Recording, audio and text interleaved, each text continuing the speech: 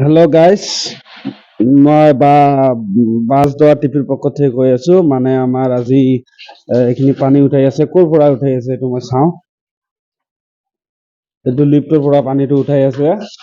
লিফ্টৰ পৰা পানীটো উঠাই ক'ত দিব বা ইয়াতে মছলা বনাই আছে নেকি। ইয়াতে মছলাটো মানে হেৰি দিব, পানী দি আছে মছলাটোত।